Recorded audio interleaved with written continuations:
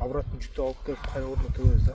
30 сантиметрден кыласың, 20. В селе Кумуч Курганского Айыльного аймака началось строительство детского сада. Он рассчитан на 100 мест. С его вводом в эксплуатацию будет решен вопрос доступа к дошкольному образованию в населенном пункте с населением в 4000 человек. В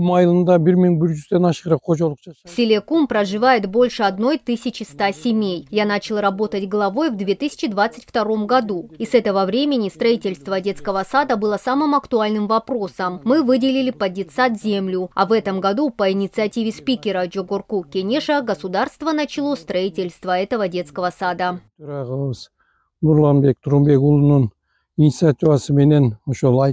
Тендер выиграла строительная компания «Акжол Стройнур». Она построит детсад за 48 миллионов 228 тысяч сомов. Все средства выделяются из республиканского бюджета. На участке уже начались земельные работы.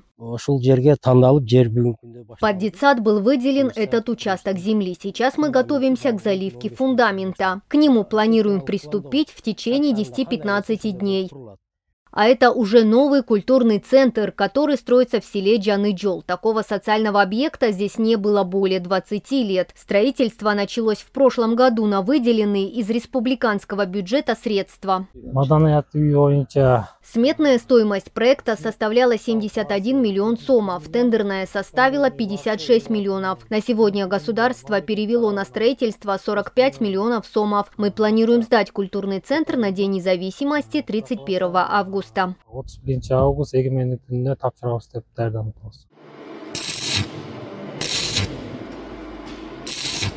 Строительство Дома культуры завершено на 80%. В настоящее время внутри здания устанавливается система отопления, идет монтаж труб. Снаружи ведутся работы по благоустройству территории. Кроме того, в данном Айлукмөту идет строительство 2 школ в селах Таштак и Койташ.